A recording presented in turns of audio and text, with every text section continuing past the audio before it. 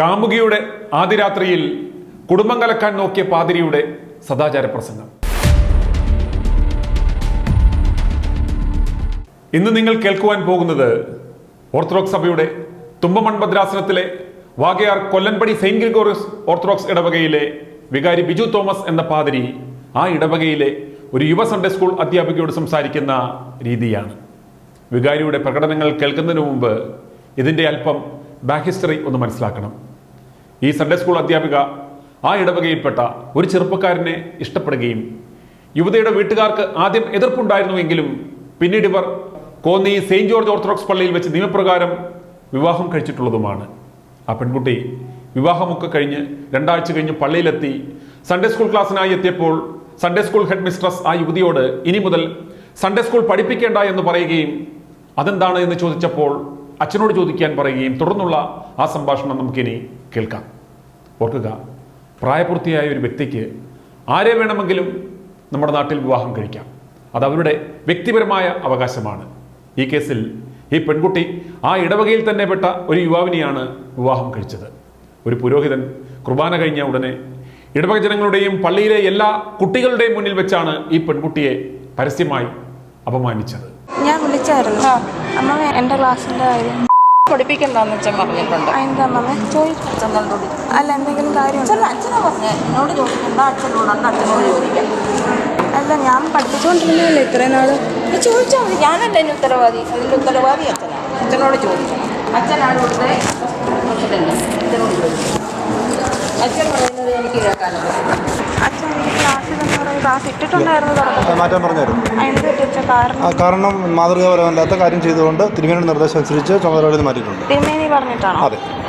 ഇവിടെ ഞാനത് കൽപ്പനയൊന്നും വേണ്ട. അല്ല ഞാനത് തീരുമാനിക്കുന്നത്. ഞാൻ പഠിപ്പിച്ചുകൊണ്ടിരുന്നതോട് മാറ്റി സൺഡേ സ്കൂൾ അധ്യാപികയായിട്ട് തുടരണ്ട എന്ന് ഞാനാണ് പറഞ്ഞിരിക്കുന്നത്. ഞാൻ ചോദിക്കട്ടെ, ഞാനാണ് പറഞ്ഞിരിക്കുന്നത്. കാരണം ഇത്രേ ഉള്ളൂ, മാതൃകാപരമല്ലാത്ത ജീവിതം കാണിച്ചുകൊണ്ട് അവര് അന്യജാതിക്കാരൊന്നും എനിക്കറിയണ്ട. എനിക്കത് വിഷയമല്ല. പഠിപ്പിക്കേണ്ട എന്ന് ഞാൻ ഇവിടെ ആവശ്യമില്ല. അത്രേ ഉള്ളൂ. ആവശ്യമില്ല. ഇത്രേ ഉള്ളൂ. പറയാൻ പറ്റും. അതുകൊണ്ടോ നിങ്ങൾ പരാതി എഴുതി കൊടുക്കും. നിങ്ങൾ പരാതി കൊടുക്കും. എത്ര പഞ്ചായത്ത് പരാതി കൊടുക്കും. ഇവിടെ തുടങ്ങിയിട്ടില്ല. തോന്നുമല്ല, ഞാനാണ് തീരുമാനിച്ചിരിക്കുന്നത്. ഇവിടുത്തെ സൺഡേ സ്കൂൾ അധ്യാപകർ നിർദ്ദേശം കൊടുത്തിട്ടുണ്ട്. ഇങ്ങോട്ട് വേണ്ട. മാതൃകയല്ലാതെ ജീവിക്കുന്ന ഒരാളെ എന്നോട് പറഞ്ഞിട്ടില്ലല്ലോ. എന്നോട് ഓക്കെ ഈ പറഞ്ഞല്ലോ ഉണ്ട്. മാറ്റി ക്ലാസ് ഇട്ടപ്പോൾ ജീവിത സാഹചര്യം അല്ല ഇപ്പോൾ ഉള്ളത്. ക്ലാസ് ഇട്ടപ്പോൾ ജീവിത സാഹചര്യം സ്വന്തം തന്തയും തള്ളയും നിഷേധിച്ച് ഇറങ്ങി പോകുന്ന ഒരു പിള്ളേർക്ക് മാതൃക പറഞ്ഞാൽ വേണ്ട എന്ന് ഞാൻ തീരുമാനിച്ചത്. തിരുമേനി വേണ്ട, ഞാനാണ് തീരുമാനിച്ചത്. ഞാനാണ് തീരുമാനിച്ചത്. അങ്ങനെ പറഞ്ഞാൽ അങ്ങനെയാണ്. അതുകൊണ്ടാണ് പറഞ്ഞത്. ഞാനാണ് തീരുമാനിച്ചത്. നിങ്ങൾ എന്താ ചെയ്തോളൂ. അന്യജാതി എനിക്കറിയണ്ട. ഇവിടെ സൺഡേ സ്കൂൾ പഠിപ്പിക്കണം ഞാനാണ് തീരുമാനിച്ചത്.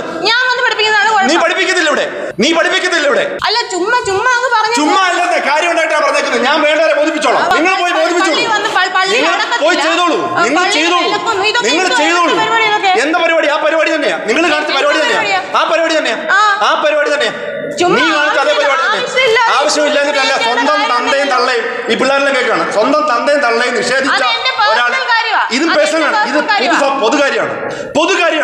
ഇവർക്ക് മാതൃക കൊടുക്കേണ്ട ഒരാളാണ്. പറ്റത്തില്ല. നിന്നെ അറിയിക്കാൻ ഇപ്പൊ വന്നപ്പോഴാണ് പറഞ്ഞത്. ഇപ്പൊ സൗകര്യമില്ലായിരുന്നു പറയാൻ. സൗകര്യമില്ലായിരുന്നു. നിങ്ങൾ പരാതി കൊടുക്കൂ. സൗകര്യമില്ലായിരുന്നു. നിങ്ങൾ പരാതി കൊടുക്കൂ. നിങ്ങൾ പരാതിയോട് പോകൂ. നിങ്ങൾ പരാതി ഇടൂ. എനിക്ക് സൗകര്യമില്ലായിരുന്നു അറിയിക്കാൻ. തോന്നുമ്പോ അധ്യാപക വേണ്ട എന്നുള്ളത് 3-4 ആഴ്ച വിടില്ലായിരുന്നു. അറിയിച്ചില്ല. 4 ആഴ്ച വന്നില്ല. അറിയിച്ചായിരുന്നു. അത് നീ കൈകാര്യം ചെയ്യണ്ട. ഇങ്ങോട്ട് വേണ്ട. നിന്റെ ഭർത്താവിനോട് തന്തോട് പറയുന്നത് നിന്റെ തന്തോട് പറയുന്നത് കേട്ടല്ലോ. അവളുടെ അപ്പനോട് പറയുന്നത് പറയരുത്. ഞാൻ നിന്റെ അപ്പനല്ല. കേട്ടല്ലോ. 2 പേർക്ക് കേട്ടല്ലോ. നീ പഠിപ്പിക്കുന്നില്ല. അത്രേ ഉള്ളൂ.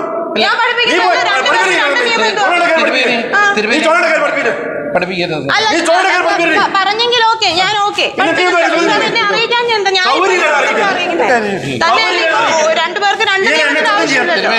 നിന്റെ അപ്പനോട് പറയുന്നില്ല. എന്നോട് പറയാൻ പറ്റില്ല. അപ്പനോട് എന്റെ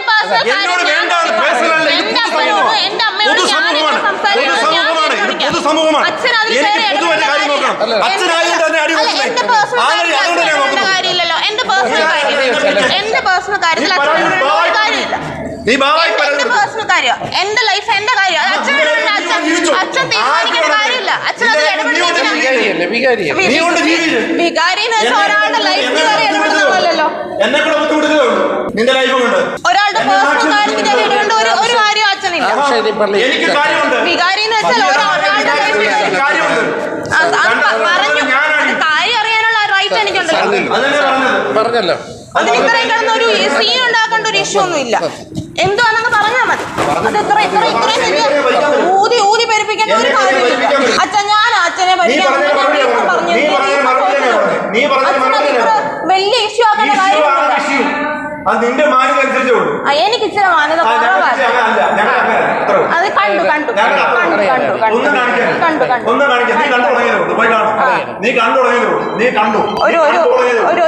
ഒരു വികാരം എന്ന് പറയുമ്പോൾ അതിൻ്റെതായ ഒരു ഇതില്ല.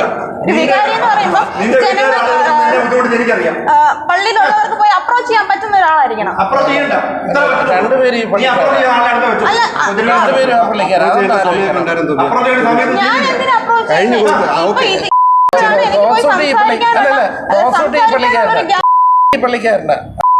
അപ്രോച്ച് ചെയ്യേണ്ട സമയമൊക്കെ കഴിഞ്ഞു. അച്ഛന്റെ ഇടവയാണ്, അച്ഛന്റെ സൺഡേ സ്കൂളിൽ അച്ഛന് പറയാനുള്ള അധികാരമുണ്ട്. ഞാൻ ഈ ഇടവയപ്പെട്ട ആളാ. അത് തിരുമേനി പറഞ്ഞിട്ടുണ്ട്, എന്നോട് ഞാൻ ഈ ഇടവയപ്പെട്ടതല്ല. പള്ളി വരരുതെന്ന് പറയാൻ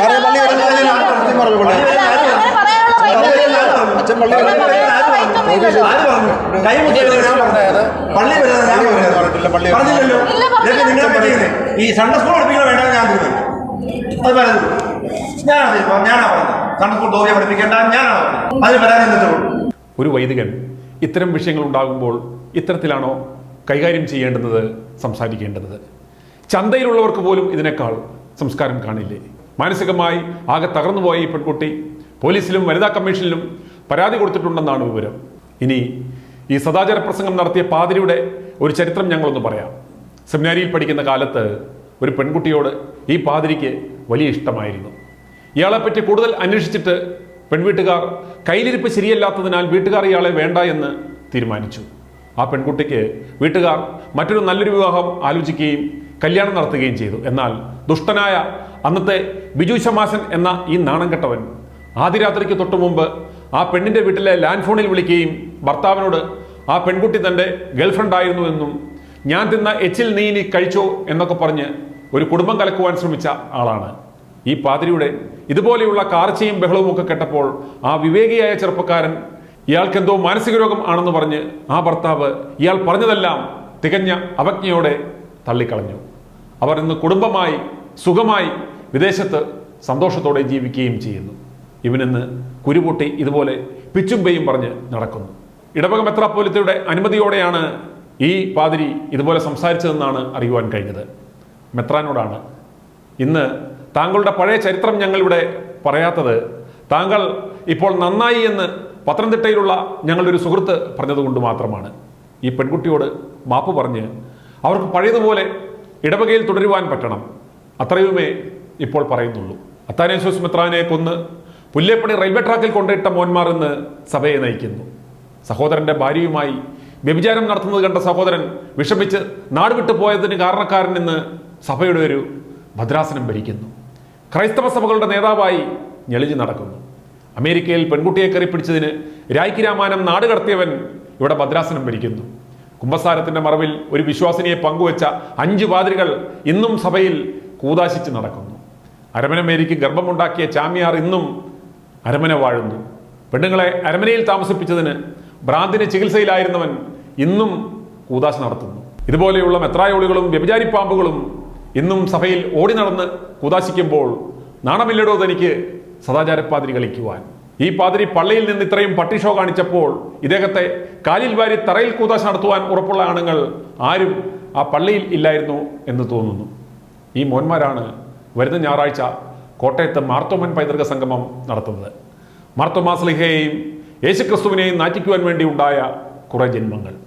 ആ യുവതിയോട് മാപ്പ് പറഞ്ഞ് അവർക്ക് പള്ളിയിൽ പഴയതുപോലെ തുടരുവാൻ അവസരമൊരുക്കിയില്ലെങ്കിൽ ഡോ പാതിരി തന്നെയും തൻ്റെ മെത്രാനെയും ഞങ്ങൾ കയറി കൂതാശിക്കും. അപ്പോൾ വേഗമായിക്കോട്ടെ.